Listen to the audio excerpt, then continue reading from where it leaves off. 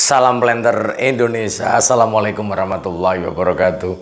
Di malam hari yang berbahagia ini izinkan The Brondol membahas tentang dasar pembentukan dosis dari tanaman kelapa sawit. Mungkin kalau banyak para planter dan para petani semuanya yang bertanya, Pak Pendi, saya minta tabelnya dari PPKS, saya minta tabelnya dari tanaman belum menghasilkan sampai dengan tanaman yang sudah menghasilkan, maka tabel tersebut adalah tabel rekomendasi secara general. Artinya bahwa itu memang tabel-tabel yang digunakan hampir keseluruhan tanah mineral yang dibagi menjadi tanah mineral atau tanah gambut itu sendiri. Maka itu adalah tabel general tanpa membedakan jenis lahannya kelas berapa, kemudian serapannya berapa dari ini. Nah, pada malam hari ini sebenarnya menjawab sebuah pertanyaan dari seorang mahasiswa dan seorang training saya yang mengatakan bahwa Pak Pendi, ketika sebuah perusahaan itu membuat sebuah rekomendasi pemupukan itu dasarnya apa? Sementara kalau dilihat dari kegiatan di lapangan, maka hanya menggunakan LSU atau Leaf Sampling Unit.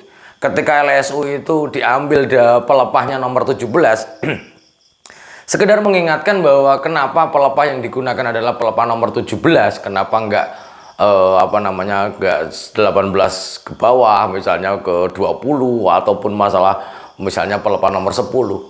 Kembali lagi bahwa pengambilan sampel daun itu adalah bagaimana bahwa sampel yang kita ambil adalah mewakili dari unsur hara yang bersifat mobil dan immobile. Artinya apakah dia biar dia mewakili ketika dianalisis daun ini sendiri adalah mewakili dari unsur hara yang mobile, misalnya nitrogen, kalium, dan magnesium, atau yang immobile yaitu misalnya fosfor. Sehingga memang menggunakan dari para tetua-tetua kebun kita menentukan paling optimal itu adalah pelepah 17 yang mewakili serapan dari unsur hara yang mobile dan immobile itu sendiri.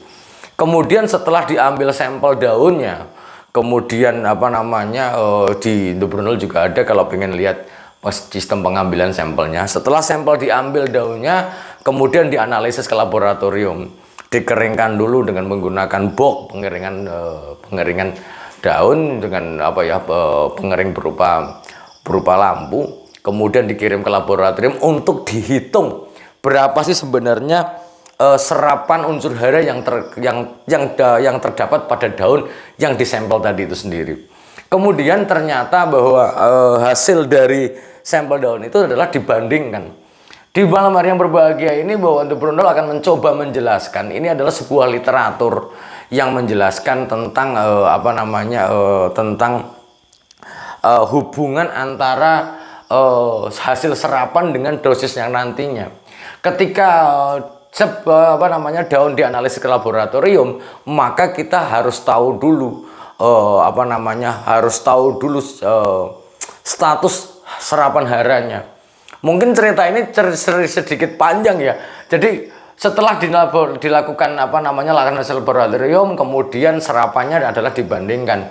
Misalnya nitrogen yang defisiensi atau kekurangan adalah ketika kadar yang terkandung di daunnya adalah kurang dari 2,3%. Ketika statusnya rendah adalah 2,4 sampai 2,8 misalnya. Kemudian 2,8 ini adalah optimal, ini adalah kelebihan ini berdasarkan font ya. Kemudian ada fosfor, jika memang kurang dari 0,14 maka dia disebut defisiensi. Kemudian rendah 0,15, optimal 0,18, kelebihan adalah lebih daripada 0,25. Artinya bahwa memang status serapan dari daun ini adalah melambangkan dari kondisi tanaman itu sendiri sebagai sampel. Kemudian ada kalium 0,75 itu adalah defisiensi. Kemudian rendah 0,9, optimal 1,2, dan lebih dari 1,6% adalah kelebihan.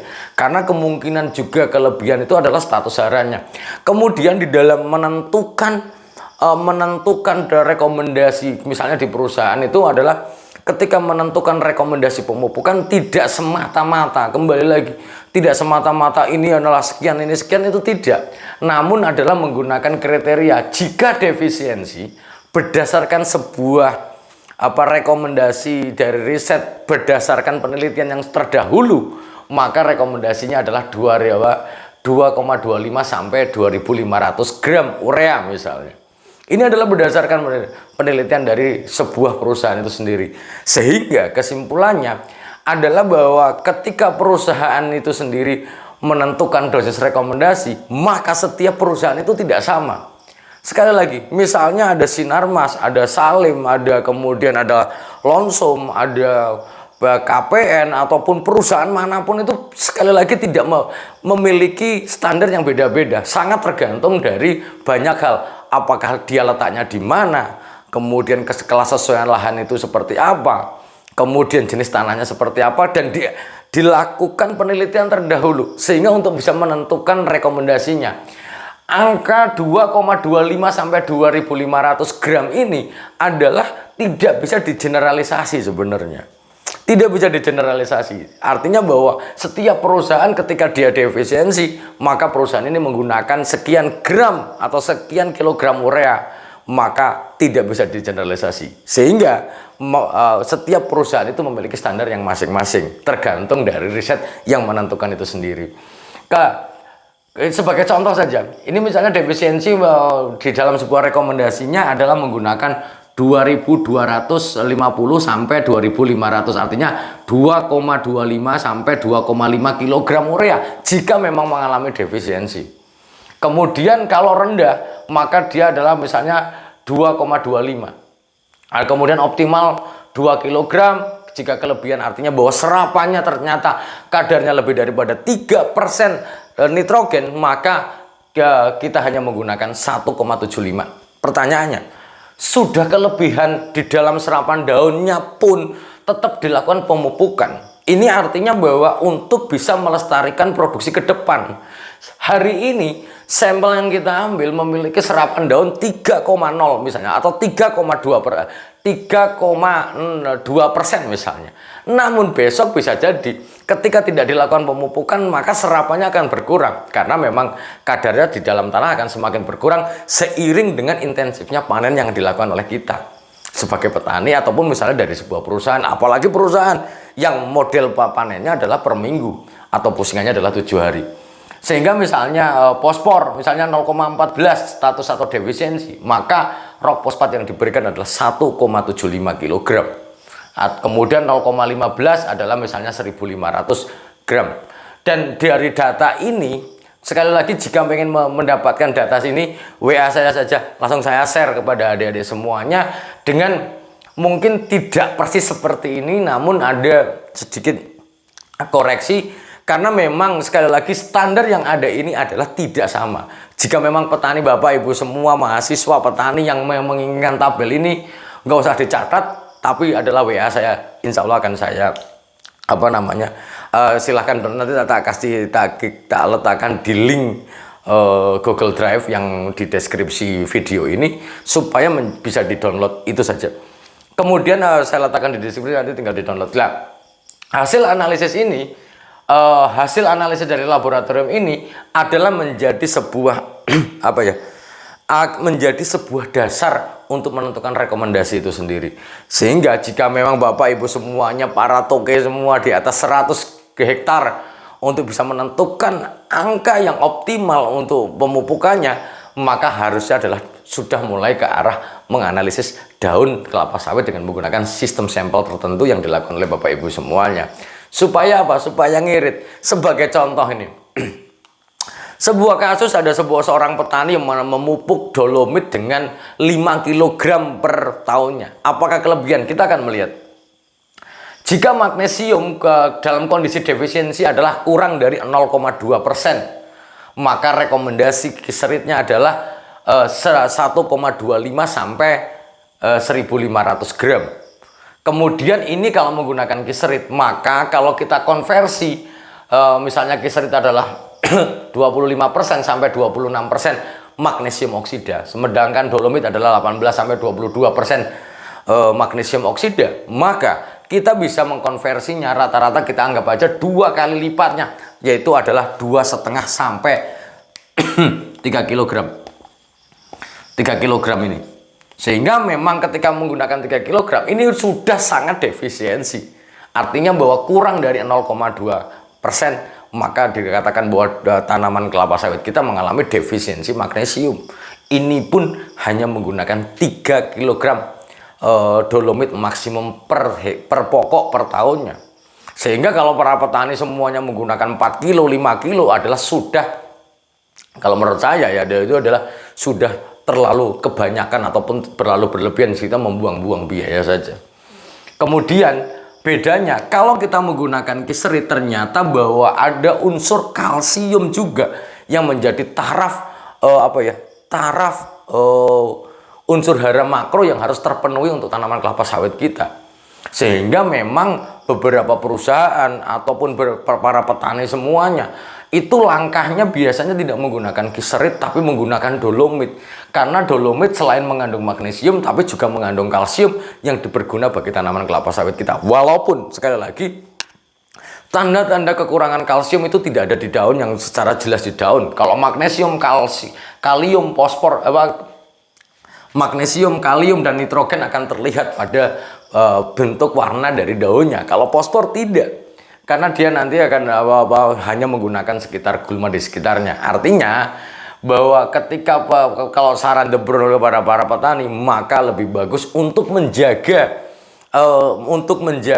produktivitas ataupun sumber dari magnesium, lebih bagus menggunakan dolomit karena selain mengandung magnesium juga mengandung kalsium. Dan di malam hari yang berbahagia ini kita akan melakukan simulasi. Jika memang daun ini sudah diambil, disampel, kemudian dibawa ke laboratorium dan menunjukkan angka, misalnya nitrogennya 2,4%, fosfornya 0,17%, kaliumnya adalah 0,92%, magnesiumnya adalah 0,26%, maka kalau kita melihatnya 0,24% itu berada di sini, statusnya rendah, maka rekomendasinya adalah 2,25 kilo. Berarti kita harus menggunakan ini. Ini menggunakan sebuah taraf yang saya ramu dari beberapa perusahaan pastinya ini. Kemudian kalau fosfor 0,17, kita menggunakan rok fosfat berapa? 0,17 adalah di sini nih.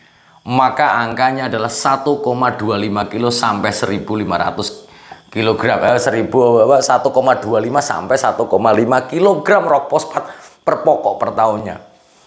Kemudian 0,92 kaliumnya, maka kita akan lihat kaliumnya 0,92 ada di sini. Maka tarafnya adalah 2,25 sampai 2,25 sampai 2,5 kilogram. Ini kilogram, ini kita rubah 1,25 sampai 1,5 kilogram per pokok per tahunnya. Nah, dolomitnya berapa? 0,26. Tarafnya ada di sini nih. Tarafnya ada di sini. Berarti kita bisa menggunakan dolomit adalah 2,5 sampai 3 kilogram per pokok per tahunnya. Ini adalah sebuah contoh yang bisa digunakan sebagai dasar penentuan dosis bagi para petani. Sehingga begini, ini menjawab para mahasiswa yang bertanya berkaitan dengan hal ini.